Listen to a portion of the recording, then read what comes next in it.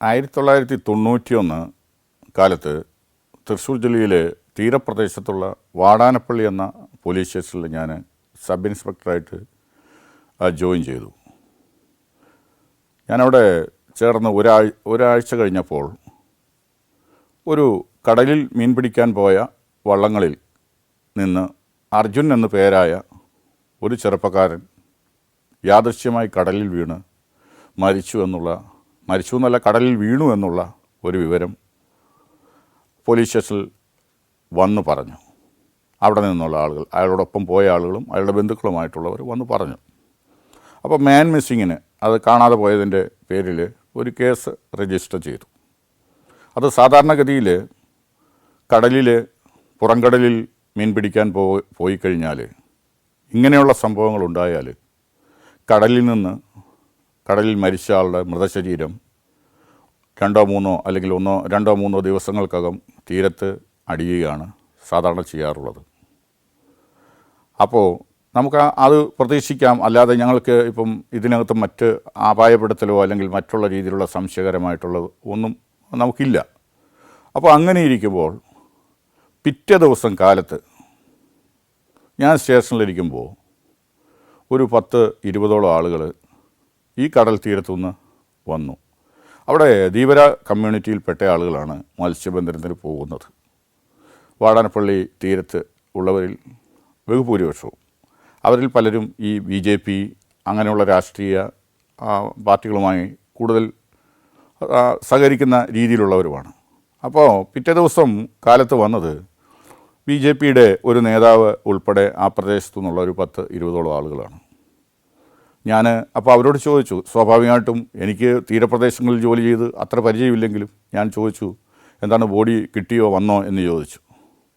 അപ്പോൾ അവർക്ക് അവരുടെ മുഖഭാവത്തിലൊരു വ്യത്യാസം കണ്ടു. അപ്പോൾ ഞാൻ വീണ്ടും ചോദിച്ചപ്പോൾ അവർ പറഞ്ഞു, ഇന്നിപ്പോൾ ഈ വന്നതിൽ ഒരാളും സംഘവും പോയിരുന്ന വള്ളം പുറംകടലിൽ ഏകദേശം ഒരു 10-14 കിലോമീറ്റർ അപ്പുറത്ത് കരയിൽ നിന്ന് ദൂരെ അവിടെ മൃതശരീരം പൊങ്ങിക്കിടക്കുന്നതായി കണ്ടു. അവർ മീൻപിടുത്തം വേണ്ട എന്ന് വെച്ച് തിരികെ പോകുന്നതാണ് എന്ന് പറഞ്ഞു. അപ്പോൾ ഞാൻ പറഞ്ഞു, അപ്പോൾ അതെന്താണ് ബുദ്ധിമുട്ട്? അത് നിങ്ങൾ പോയി കൊണ്ടുവന്നാൽ മതി. അപ്പോൾ നമുക്ക് കരയിൽ കൊണ്ടുവന്ന് ഇൻക്വസ്റ്റും മറ്റു നടപടികളും സ്വീകരിക്കാമെന്ന് പറഞ്ഞു. അപ്പോഴും അവർക്ക് ഞാനാ പറഞ്ഞ മറുപടി അവർ അങ്ങ് ഉൾക്കൊള്ളുന്നില്ല. എന്താണെന്ന് എനിക്ക് മനസ്സിലാകുന്നില്ല. അപ്പോൾ ഞാൻ വീണ്ടും ചോദിച്ചു അവരോട്, നിങ്ങൾ അത് ബോഡി അവിടെ നിന്ന് ഏതെങ്കിലും രീതിയിൽ ഇങ്ങോട്ട് വള്ളത്തിലോ മറ്റോ കയറ്റി കൊണ്ടുവന്നാൽ മതിയെന്ന് പറഞ്ഞു. പക്ഷെ അവരപ്പം അതിൽ നേതാവായിട്ടുള്ള ആൾ എന്നോട് പറഞ്ഞു, സാറേ ഞങ്ങൾ അങ്ങനെ കടലിൻ്റെ ചില വിശ്വാസങ്ങളുണ്ട്. കടലിൽ അങ്ങനെ പുറംകടലിൽ നിന്ന് ഒരാൾ മരിച്ച ഒരാളുടെ ബോഡി അവിടെ നിന്ന് ഞങ്ങൾ കൊണ്ടുവന്നാൽ ഞങ്ങളുടെ വിശ്വാസപ്രകാരം അങ്ങനെ കൊണ്ടുവരാൻ പാടില്ല.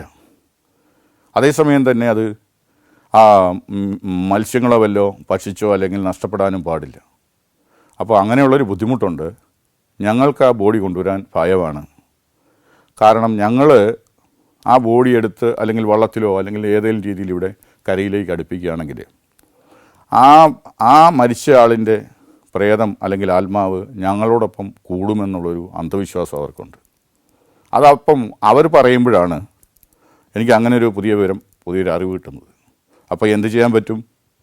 അവർക്ക് ആർക്കും കൊണ്ടുവരാൻ പറ്റില്ല. അതിന് ധൈര്യമുള്ളവരില്ല.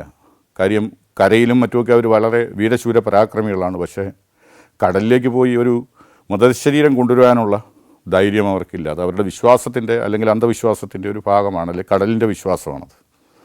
അപ്പോൾ ഞാൻ പറഞ്ഞു, മറ്റു മാർഗങ്ങളൊന്നുമില്ല. അങ്ങനെയാണെങ്കിൽ ഒരു കാര്യം ചെയ്യാം, ഞാനിവിടെ വരാം നിങ്ങളുടെ കൂടെ. നിങ്ങൾ വരുന്ന വള്ളത്തിൽ ഞാനും വരാം. അപ്പോൾ അവർ ഒരു നിമിഷം ഒന്ന് ശങ്കിച്ച് നിന്നു. എന്നിട്ട് അവർ പരസ്പരം ഒന്ന് നോക്കിയിട്ട് അവർ പറഞ്ഞു, അങ്ങനെയാണെങ്കിൽ ഞങ്ങളും കൂടെ വരാമെന്ന് പറഞ്ഞു. അപ്പോൾ ഞാനങ്ങനെ അത് പറയുകയും ചെയ്തു. അപ്പം നമ്മൾ അതിൻ്റെ മറ്റു കാര്യങ്ങളൊന്നും ചിന്തിച്ചിട്ടല്ല. യമഹ എൻജിൻ ഘടിപ്പിച്ച ചെറിയ വള്ളങ്ങളാണ്, കടലിലേക്കാണ് പോകുന്നത്. ഈ 1 കിലോമീറ്റർ 2 കിലോമീറ്ററോ അല്ല പോകുന്നത്, 10-15 കിലോമീറ്റർ പുറംകടലിലേക്ക് പോകണം. അപ്പോൾ മറ്റു പോലീസുകാർ അവിടെ പോലീസ് സ്റ്റേഷനിൽ ഞാൻ വന്നിട്ട് ഒരാഴ്ച ആയിട്ടുള്ളൂ. അവിടെ ഉള്ള പോലീസുകാർ എന്നോട് ചോദിച്ചു, സാറേ അത് ആവശ്യമുണ്ടോ, എന്തിനാണത്, അവർ കൊണ്ടുവന്നോളും, അല്ലെങ്കിൽ അവർ കൊണ്ടുവരട്ടെ, അല്ലെങ്കിൽ നമുക്കത് കൊണ്ടുവരാൻ പോയാൽ അത് റിസ്ക് ഉള്ള കാര്യമല്ലേ എന്ന് പരിചയമുള്ള, അവിടെ തീരപ്രദേശങ്ങളിൽ ജോലി ചെയ്ത് പരിചയമുള്ള പ്രായമുള്ള പോലീസുകാർ, ASIമാരുമൊക്കെ സംസാരിച്ചു. ഏതായാലും ഞാൻ പറഞ്ഞു, ഞാനൊന്ന് പോയി നോക്കാം, ഇവരൊക്കെ പോകുന്നതല്ലേ, ഒന്ന് പോയി നോക്കാം, പോയി നോക്കട്ടെ എന്ന് പറഞ്ഞു. അപ്പം ആരെങ്കിലും കൂടെ വരണമല്ലോ, ബോഡി കൊണ്ടുവരുമ്പോൾ ആരെങ്കിലും ഒരു പോലീസ് എങ്കിലും വേണം, ഒരു പോലീസുകാരനെങ്കിലും കൂടെ വരണം, അല്ലെങ്കിൽ വരണമല്ലോ. ഞാൻ അവരോട് ചോദിച്ചു, വരാൻ ആരെങ്കിലും ഉണ്ടോ, ചെറുപ്പക്കാരെങ്കിലും പോരുന്നുണ്ടോ, പോരുമെന്ന് ചോദിച്ചപ്പോൾ ആരും ആ പോലീസ് സ്റ്റേഷനിൽ നിന്ന് വരാനില്ല കൂടെ. അപ്പം അതിൻ്റെ തലേ ദിവസം വന്ന് പ്രമോഷനായിട്ട് അവിടെ ജോയിൻ ചെയ്ത ഒരു ഹെഡ് കോൺസ്റ്റബിളുണ്ട്. അപ്പോൾ അയാൾ പറഞ്ഞു, അയാൾ കേസ് എഴുതാനും മറ്റുമൊക്കെ അയാൾക്ക് പഠിച്ചു വരുന്നതേ ഉള്ളൂ. അയാൾക്കിപ്പം ആ ഒരു വള്ളത്തിൽ എന്നോടൊപ്പം വരാമെന്നുള്ളൊരു മനസ്സ് അയാൾ സ്വമേധയാ കാട്ടിയതാണ്. അത് ചിലപ്പം ഞാൻ എൻ്റെ ഒരു അവസ്ഥ കണ്ടിട്ടായിരിക്കാം. എന്താണെങ്കിലും അയാൾ വരാൻ തയ്യാറായി. അയാളുടെ പേര് സാഹിബ് ജാൻ എന്ന് പറഞ്ഞ ഒരു ഹെഡ് കോൺസ്റ്റബിളാണ് വാടാനപ്പള്ളി പോലീസ് സ്റ്റേഷനിൽ. അപ്പോൾ അയാൾ ജോലി വർക്ക് പഠിക്കാമെന്നുള്ള ഒരു ആഗ്രഹത്തിലുമാണ് അങ്ങനെ പോരാൻ തയ്യാറായത്. അപ്പോൾ അതിനകത്ത് മറ്റൊരു കാര്യം കൂടിയുണ്ട്. പോലീസിൽ മറ്റൊരു അന്ധവിശ്വാസമുണ്ട്. പുതുതായി വന്ന SI ആയിക്കൊള്ളട്ടെ, പുതുതായി വന്ന ഹെഡ് കോൺസ്റ്റബിൾ ആയിക്കോട്ടെ, പോലീസ് ഓഫീസർ ആരാണെങ്കിലും അയാൾ ആദ്യം എടുക്കുന്ന കേസ് അണ്ണാച്ചുള്ളത്താണെങ്കിൽ അത് ഐശ്വര്യമാണെന്നാണ് പോലീസിൻ്റെ വയ്പ്. പോലീസിലും അങ്ങനെയുള്ള ചില അന്ധവിശ്വാസങ്ങളുണ്ട്. അത് ഇന്നുമുണ്ട്. പുതിയൊരു SI വന്നു കഴിഞ്ഞാൽ ആദ്യത്തെ കേസ് അസ്വാഭാവിക മരണം പോലെയുള്ള ആണെങ്കിൽ അയാളുടെ സർവീസ്, ആ സ്റ്റേഷനിലെ സർവീസ് സുഖകരമായിരിക്കും എന്നുള്ളൊരു അന്ധവിശ്വാസം പോലീസിലുമുണ്ട്. അപ്പോൾ അതിൻ്റെ കൂടെ ചിന്തയിലായിരിക്കാം ഒരു പക്ഷേ ഇയാൾ പോരാനായി തയ്യാറായി. അപ്പോൾ ഞങ്ങൾ തീരുമാനിച്ചു, തീരത്തു നിന്ന് പോലീസ് സ്റ്റേഷനിൽ നിന്ന് ഏകദേശം ഒരു 5 കിലോമീറ്റർ മാറിയാണ് കടൽ തീരമുള്ളത്. ഞങ്ങളവിടെ ചെന്നു. ഞാനും ഈ പറഞ്ഞ ഹെഡ് കോൺസ്റ്റബിളും ഉണ്ട്. ആ ഫയലും പേപ്പറും ഒക്കെ എഴുതാനുള്ളത് പേപ്പറുകളൊക്കെ എടുത്തിട്ടുണ്ട്. ഇപ്പോൾ 2 പേരും യൂണിഫോമിലാണ്. ഞങ്ങൾ യമക കടുപ്പിച്ച് 3 വള്ളം റെഡിയാക്കി നിർത്തിയിട്ടുണ്ട്. അതിലേക്ക് കയറി. ആദ്യം പോകുന്ന വള്ളത്തിൽ ഞാനും ഹെഡ് കോൺസ്റ്റബിളും അതിൽ കയറി. അപ്പം 3 പേര് മറ്റ് ആളുകൾ, ബോട്ട് നിയന്ത്രിക്കുന്ന ആളും മറ്റ് 2 പേരും അതിലുണ്ട്. മറ്റേ 2 വള്ളങ്ങൾ ഒപ്പം പുറകിൽ ആയിട്ട് വന്നുകൊണ്ടിരിക്കുകയാണ്. ഏകദേശം ഒരു 2 കിലോമീറ്ററോളം മുന്നോട്ട് പോകുമ്പോൾ ഈ എൻ്റെ കൂടെയുള്ള ഹെഡ് കോൺസ്റ്റബിൾ ഛർദ്ദിക്കാൻ തുടങ്ങി. വല്ലാത്ത ഒരു ശാരീരികാവസ്ഥയിലേക്ക് വന്നു. യഥാർത്ഥത്തിൽ ഞങ്ങളിത് ആരോടും, മുകളിലുള്ള ഉദ്യോഗസ്ഥരോടൊന്നും പറഞ്ഞിട്ടല്ലേ ഈ കടലിലേക്കുള്ള പോക്ക്. ഞങ്ങൾ സാഹസികമായിട്ട് എടുത്തൊരു തീരുമാനം, അത് എൻ്റെ തന്നെ തീരുമാനമാണ്. അപ്പോൾ അങ്ങനെ ഒരു ബുദ്ധിമുട്ട് വന്ന് ഈ ഹെഡ് കോൺസ്റ്റബിൾ എന്തെങ്കിലും പറ്റുമോ എന്നുള്ള ഒരു ആശങ്ക എനിക്കുമുണ്ട്. അപ്പോൾ ഞാനും എനിക്കൊരു ബുദ്ധിമുട്ട് വന്നു. അപ്പം ഉടനെ തന്നെ അതിൽ മൂപ്പനായിട്ടുള്ള കുമാരേട്ടൻ എന്ന് പറഞ്ഞ ഞങ്ങളുടെ വള്ളത്തിൽ തന്നെ ഉണ്ടായിരുന്ന പ്രായമുള്ള ആൾ പറഞ്ഞു, അത് ഭയപ്പെടേണ്ട സാറേ, അത് ഈ കടലിൻ്റെ ചുരുക്കാണ്, അതുകൊണ്ട് പ്രശ്നമൊന്നും ഉണ്ടാവില്ല, ആദ്യമായിട്ടായതുകൊണ്ടാണ് എന്ന് പറഞ്ഞു. എന്നിട്ട് അടുത്ത വള്ളത്തിൽ വീതിയുള്ള ഒരു പലകയുണ്ടായിരുന്നു. ആ പലക ഇവർ തന്നെ മറ്റേ വള്ളത്തിൽ നിന്ന്, കൂടെയുള്ള വള്ളത്തിൽ നിന്ന് നീളം വീതി കൂടിയ ഒരു പലക വാങ്ങി. ആ പലക വള്ളത്തിൽ പലക ഇട്ടിട്ട് അതിൻ്റെ മുകളിൽ ഇയാളെ സാഹിബ് ജാനെ കിടത്തി. അതുകൊണ്ട് അയാളുടെ ബെൽറ്റും ബട്ടൺസും ഒക്കെ ഊരി ഒന്ന് റിലാക്സ് ചെയ്ത് കുറച്ച് വെള്ളമൊക്കെ കൊടുത്തു. എന്നിട്ടും അയാൾക്ക് പ്രത്യേകിച്ച് വലിയ കാര്യങ്ങളില്ല, ഛർദ്ദിക്കുന്നുണ്ട്, അങ്ങനെ തന്നെ കിടക്കുകയാണ്.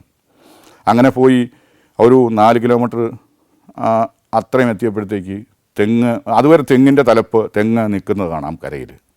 അത് കഴിഞ്ഞൊരു 4 കിലോമീറ്റർ കഴിഞ്ഞപ്പം തെങ്ങോ മരങ്ങളോ ഒന്നും കാണാൻ പറ്റുന്നില്ല. അതായത് 4 വശവും വെള്ളമാണ്, തിരയടിക്കുന്നുണ്ട്. കരയോടടുത്തുള്ള തിര പോലെ അത്ര വലിയ തിരയല്ല, എന്നാലും ശക്തിയുള്ള തിര അടിച്ചുകൊണ്ടിരിക്കുകയാണ്. 4 ദിക്കിലും കടൽ വെള്ളം മാത്രം. ഒരു രീതിയിൽ പറഞ്ഞാൽ ഭയമുളവാക്കുന്ന ഒരു അവസ്ഥയാണ്. പക്ഷേ കൂടെ നമ്മളോടൊപ്പം ഈ പറഞ്ഞ 10-12 പേരും ഉള്ളതുകൊണ്ട്, 3 വള്ളത്തിലായിട്ടുള്ളത് കൊണ്ട് ഒരു ധൈര്യം സംഭരിച്ച് അങ്ങനെ ഞങ്ങളിരുന്നു. ഒരു 10-15 കിലോമീറ്റർ ചെന്നു. അപ്പോൾ മുമ്പ് രാവിലെ വന്ന ബോഡി കണ്ടുവെന്ന് പറഞ്ഞ ആ വള്ളത്തിലെ ആളുകളും ഞങ്ങളോടൊപ്പം ഉണ്ടായിരുന്നു. അപ്പോൾ ഏകദേശം അവർക്ക് ദിക്കറിയാം. കടലിൽ ദിവസവും പോകുന്ന ആളുകൾക്ക് നമ്മൾ കരയിലെ ദിക്കുകൾ പോലെ തന്നെ അവർക്കറിയാം. ഏതോ അടയാളങ്ങളും എന്തോ വെച്ചിട്ട് കറക്റ്റ് ആ പ്രദേശം അവർ കണ്ടെത്തി.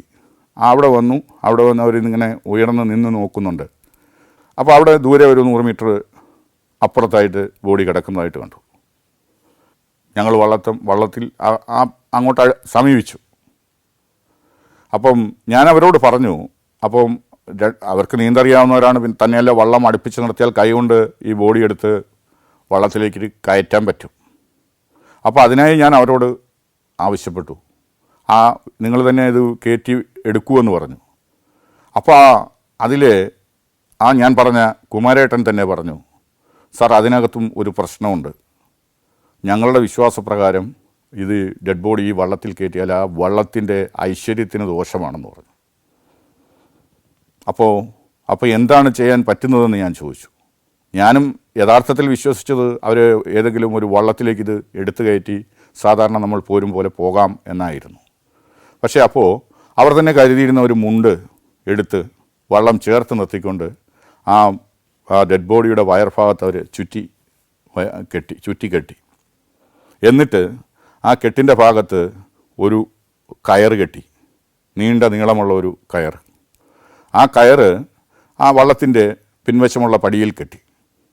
എന്നിട്ട് ആ ബോഡി അതിൻ്റെ പിന്നാലെ വെള്ളത്തിലൂടെ വലിഞ്ഞ് വരുന്ന രീതിയിൽ ബോട്ട് തിരികെ ഓടിച്ചു പോരുകയാണ് ചെയ്തത്.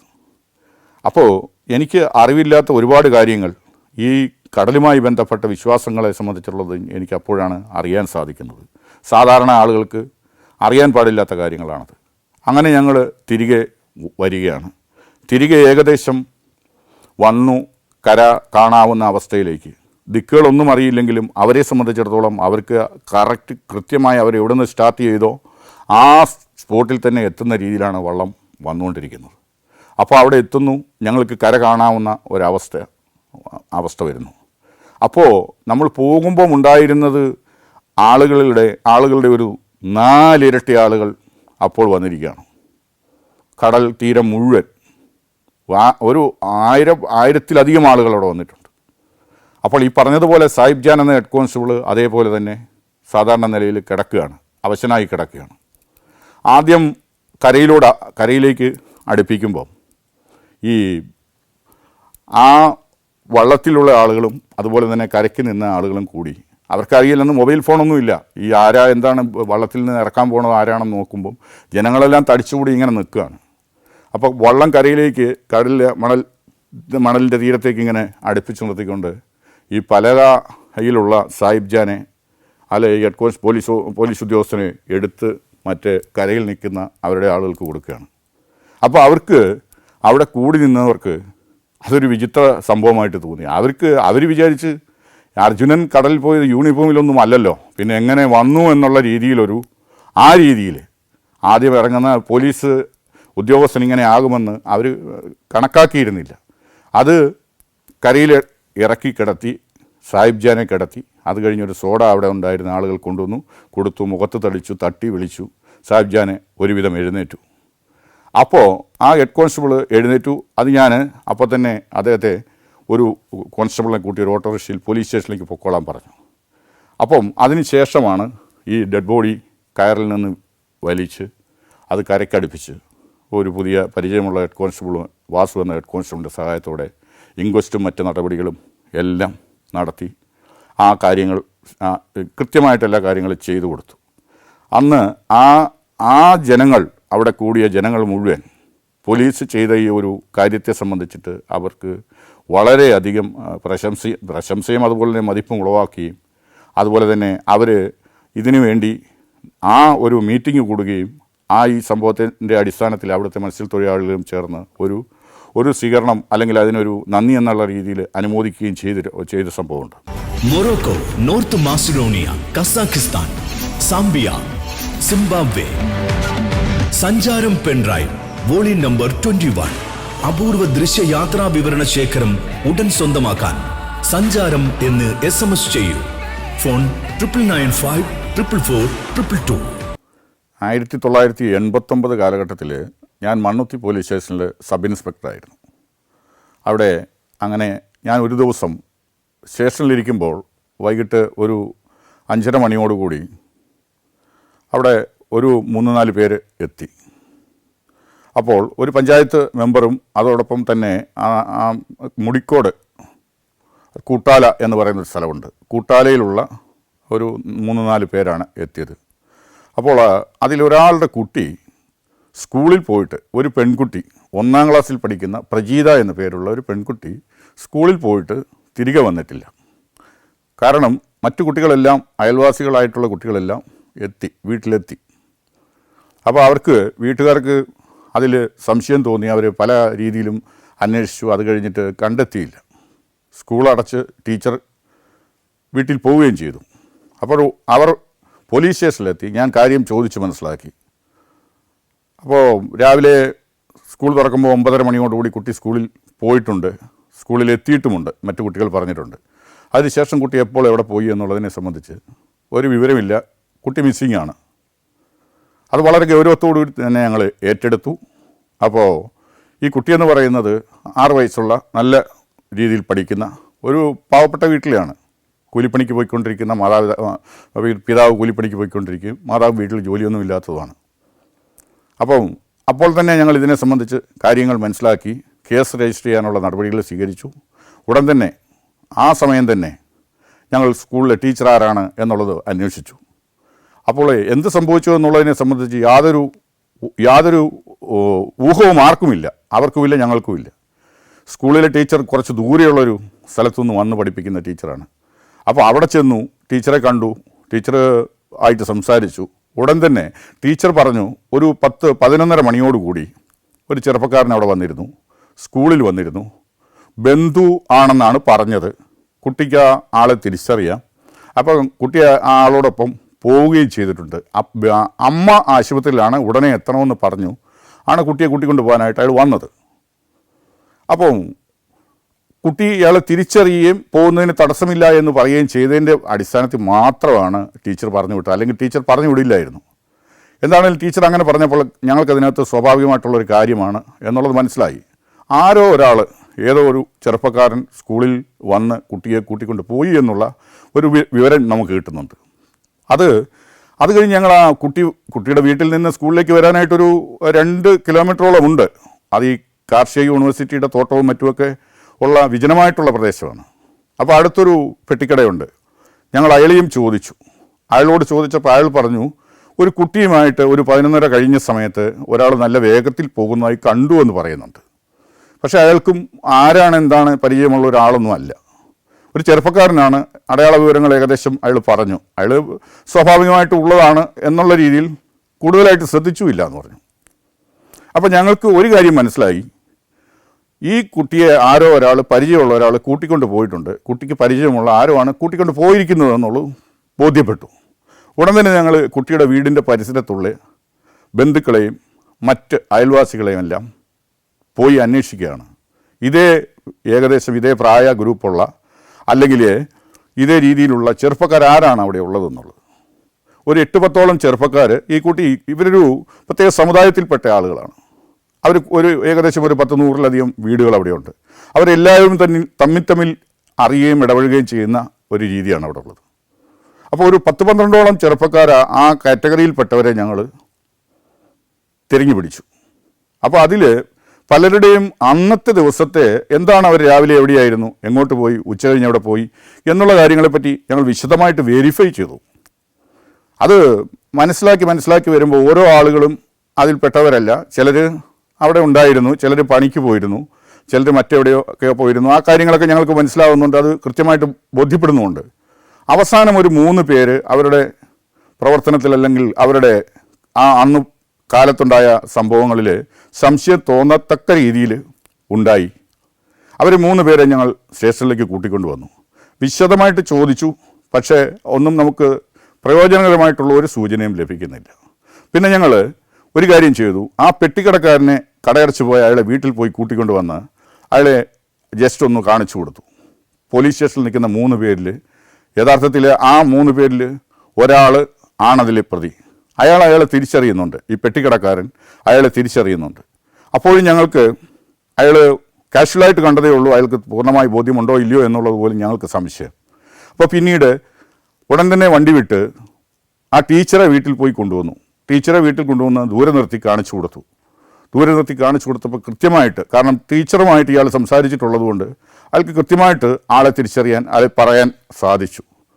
അപ്പോൾ ഞങ്ങൾക്ക് പൂർണ്ണ ബോധ്യമുണ്ട് ഇയാൾ തന്നെയാണ് ആ കുട്ടിയെ കൂട്ടിക്കൊണ്ട് പോയത് എന്നുള്ളത്. പക്ഷേ അയാൾ എത്രമാത്രം ചോദിച്ചിട്ടും അക്കാര്യം സമ്മതിക്കുന്നില്ല. പിന്നീട് പോലീസിൻ്റേതായ രീതിയിൽ കുറച്ചൊക്കെ ചോദിച്ചു നോക്കി. എന്നിട്ടും അത് ആ കേസ് അയാളാണെന്നുള്ളതിനെ സംബന്ധിച്ച് അയാൾ പറയുന്നില്ല. അപ്പോൾ ഞങ്ങൾക്ക് ഇതൊരു ബുദ്ധിമുട്ടിലേക്ക് വന്നു. കാരണം സാക്ഷികൾ ഇയാളെ തിരിച്ചറിയുന്നുണ്ട്, പക്ഷേ ഇയാൾ ഇത് സമ്മതിക്കുന്നില്ല.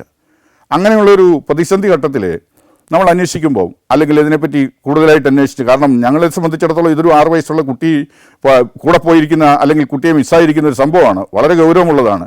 കുട്ടിയുടെ കാതിലാകെ ഉള്ളത് ഒരു 1/4 പവൻ സ്വർണ്ണ കമ്മൽ മാത്രമാണ്. അത് മാത്രമാണ് കുട്ടിയുടെ കാതിലുള്ളത്. അപ്പോൾ കുട്ടിയെ ഏതെങ്കിലും സ്വർണത്തിന് വേണ്ടിയോ അങ്ങനെയുള്ള ഒന്നിനു വേണ്ടി ചെയ്യുമെന്നുള്ളൊരു തോന്നലും ഞങ്ങൾക്കില്ല. പക്ഷേ കുറച്ച് കഴിഞ്ഞപ്പോൾ ഞാൻ തന്നെ അയാൾ നീണ്ട തലമുടിയാണ്. അപ്പോൾ ആ തലമുടി ചേർത്ത് മൊത്തമായി പിടിച്ച് മുകളിലേക്കൊന്ന് ഉയർത്തി. അപ്പോൾ അയാൾ വല്ലാതെ ബുദ്ധിമുട്ടിയത്. കാരണം മറ്റ് മർദ്ദനമുറകളൊന്നുമല്ല, അപ്പോൾ തോന്നിയൊരു കാര്യമാണ്. അതിൽ അയാളെ പിടിച്ചുയർത്തി കഴിഞ്ഞപ്പോൾ അയാൾക്ക് കുറച്ച് ബുദ്ധിമുട്ടുകൾ ഉണ്ടാവുന്നുണ്ട്. അതെനിക്ക് മനസ്സിലായി, എൻ്റെ കൂടെ നിന്നിരുന്ന ആളുകൾക്ക് മനസ്സിലായി, പോലീസുകാർക്ക് മനസ്സിലായി. അപ്പോൾ ആ സമയം പറഞ്ഞ് എന്നെ നിലത്ത് നിർത്തുക എന്നുള്ള രീതിയിൽ അയാൾ പറഞ്ഞു. എന്നിട്ട് അയാൾ വീണ്ടും ചോദിക്കുമ്പം വീണ്ടും പറയുന്നില്ല. വീണ്ടും ഒന്നും കൂടെ ഉയർത്തി. അയാൾ വീണ്ടും പിടിച്ചുയർത്തി കഴിഞ്ഞപ്പോൾ അയാളെ സംബന്ധിച്ചിടത്തോളം അയാൾക്ക് സഹിക്കാൻ പറ്റാത്ത രീതിയിലുള്ള ഒരു അവസ്ഥയായിരുന്നു. അയാൾ താഴെ വയ്ക്കാൻ പറഞ്ഞു. അയാളെ കാര്യങ്ങൾ വിശദമായി പറയാൻ തുടങ്ങി. അയാൾ എന്താണ് ചെയ്തതെന്നും എന്തിനു വേണ്ടിയാണ് ചെയ്തതും എന്നുള്ളതിനെ സംബന്ധിച്ച് വിശദമായ വിവരം പോലീസിന് പറയുകയാണ്. ആ സമയത്ത് അയാൾ പറഞ്ഞത് അനുസരിച്ച് ഞങ്ങൾ അയാളുടെ മൊഴി രേഖപ്പെടുത്തി, അയാളുമായിട്ട് കാര്യങ്ങൾ മനസ്സിലാക്കി ഞങ്ങൾക്കൊരു ഉറപ്പിലേക്ക് വന്നു. ഞങ്ങൾ അയാളുമായിട്ട് പോവുകയാണ്. എവിടെയാണ്, എന്താണ്, എങ്ങനെയെന്നുള്ളതിനെ സംബന്ധിച്ച് അയാൾ വിശദമായിട്ടുള്ള ഒരു വിവരം നമുക്ക് തരുന്നുണ്ട്. അത് പൂർണ്ണമായും ശരിയാണോ ഇല്ലയോ എന്നുള്ളത് ഞങ്ങൾക്കത് കണ്ടെത്തിയാൽ മാത്രമേ പറയാൻ സാധിക്കുകയുള്ളൂ. അപ്പോഴേക്കും രാത്രി ഒരു മണി കഴിഞ്ഞു. അപ്പോൾ ആളുകളെല്ലാം ഉണ്ട്. ഈ കുട്ടികളുടെ ബന്ധുക്കളുണ്ട്, അവിടെയുള്ള പൊതുവിൽ അയൽവാസികളായിട്ടുള്ള ആളുകളുണ്ട്, പോലീസ് ഉദ്യോഗസ്ഥരുണ്ട്, എല്ലാവരും ഉണ്ട്. ഞങ്ങൾ ഉടൻ തന്നെ ഇയാൾ പറഞ്ഞ സ്ഥലത്തേക്ക് പോയി. അയാൾ പറഞ്ഞു യൂണിവേഴ്സിറ്റിയുടെ കശുമാന്തോപ്പുണ്ട്, കേരള അഗ്രികൾച്ചർ യൂണിവേഴ്സിറ്റിയുടെ കശുമാന്തോപ്പുണ്ട്. അവിടേക്ക് ചെന്ന് അവിടെയാണ് കുട്ടിയെ കൂട്ടിക്കൊണ്ട് പോയത് എന്നുള്ള രീതിയിലാണ് അയാൾ ആദ്യം മൊഴി തന്നത്. അപ്പോൾ അവിടേക്ക് പെട്രോൾ മാക്സ് ഉൾപ്പെടെയുള്ള എല്ലാ സജ്ജീകരണങ്ങളും കൂടി ഇയാൾ പോകുന്നതിൻ്റെ കൂടെ ഇയാൾ ഞങ്ങളെ കൊണ്ട് പോവുകയാണ്. റോഡിൽ നിന്ന് ഏകദേശം ഒരു 1/2 കിലോമീറ്ററോളം ഉള്ളിൽ ആൾ സഞ്ചാരമില്ലാത്ത ഒരു സ്ഥലത്തേക്ക് ഞങ്ങൾ പോയി. അവിടെ അയാൾ കൂട്ടിക്കൊണ്ടുപോയ ആ രാത്രി സമയത്ത് തന്നെ അയാൾക്ക് ആ സ്ഥലം കണ്ടെത്താൻ സാധിക്കുന്നുണ്ട്. അപ്പോൾ ഞങ്ങൾ ചെന്ന് കഴിഞ്ഞപ്പോൾ അയാൾ കാണിച്ചു തന്നു. അല്ലെങ്കിൽ ആ കുട്ടിയുടെ മൃതശരീരമാണ് നമ്മളവിടെ കാണുന്നത്. ഒരു കുഴിയുണ്ട്. ആ കുഴിയിൽ കുറച്ച് മണ്ണും കുറച്ച് കല്ലും കരിയിലയെല്ലാം ഇട്ട് ആ തലയ്ക്ക് കല്ലുകൊണ്ടടിച്ച നിലയിൽ അവിടെ മൃതശരീരം കിടക്കുകയാണ്. ഈ 5 വയസ്സുള്ള കുട്ടിയുടേത്. അപ്പോൾ അവിടെ നിന്ന് ഞങ്ങളത് മകസർ എഴുതി. അപ്പോൾ തന്നെ ഒരു റിക്കവറി മകസർ, 27 റിക്കവറി മകസർ എന്ന് പറയും, ബോഡി കണ്ടെത്തുന്നതിനായിട്ട് നമ്മൾ നയിച്ചു കൊണ്ടുപോയി കണ്ടെത്തി എന്നുള്ള രീതിയിൽ പോലീസ് തെളിവിലേക്ക് അത് കൊണ്ടുവന്നു. അപ്പോൾ തന്നെ അയാളെ സ്ഥലത്ത് വെച്ച് അറസ്റ്റ് ചെയ്യുന്നു. അത് കഴിഞ്ഞു അവിടെ പോലീസ് ബന്ദോബസ്ത് ഏർപ്പെടുത്തുന്നു. പിറ്റേ ദിവസം ഇൻക്വസ്റ്റ് നടത്തുന്നു. അതുപോലെ തന്നെ മറ്റ് നടപടിക്രമങ്ങളിലേക്ക് പോയി. ഇയാളെ സംബന്ധിച്ചിടത്തോളം ഇയാളവിടെ നാട്ടിൽ കൂലിപ്പണിക്കാരനാണ്, അല്ലെങ്കിൽ ജോലിക്ക് പോയെങ്കിൽ മാത്രം ജീവിക്കാൻ പറ്റുന്ന സാഹചര്യത്തിലുള്ള ഒരാളാണ്.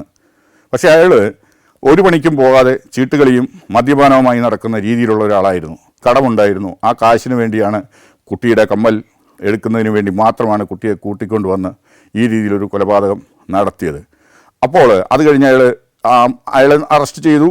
അതുപോലെ തന്നെ ഞങ്ങൾ ഇയാൾ പറഞ്ഞതിൻ്റെ അടിസ്ഥാനത്തിൽ നമ്മൾ തൃശ്ശൂർ ഹൈ റോഡിലുള്ള ഒരു ചെറിയ സ്വർണ്ണക്കടയിൽ നിന്ന് ഈ കമ്മൽ പിറ്റേ ദിവസം തന്നെ റിക്കവർ ചെയ്യാൻ സാധിച്ചു.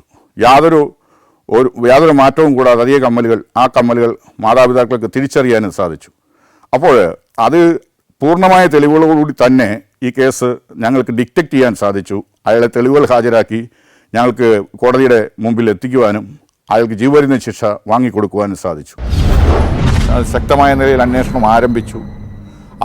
ഞങ്ങൾ സ്ഥലത്ത് വന്നു. DYSP വാഹിദായിരുന്നു, വാഹിദ്. അദ്ദേഹം മരിച്ചുപോയി. അദ്ദേഹം ഉണ്ടായിരുന്നു. അദ്ദേഹം വന്നു. സ്ക്വാഡായിട്ട് പോലീസുകാരെ തിരിച്ചു. പല രീതിയിലുള്ള അന്വേഷണങ്ങൾ പരിസരത്തെല്ലാം നടത്തി. യാതൊരു സൂചനയും കിട്ടുന്നില്ല. ഇവരെ കൊലപ്പെടുത്തേണ്ട കാര്യം ആർക്കുമില്ല, ആരെയും സംശയിക്കുന്നില്ല. അപ്പം ഒരു രീതിയിലും തെളിവില്ലാത്ത ഒരു ഊഹവുമില്ലാത്ത ഒരു കേസായിട്ടാണ് ഇത് വന്നുകൊണ്ടിരിക്കുന്നത്.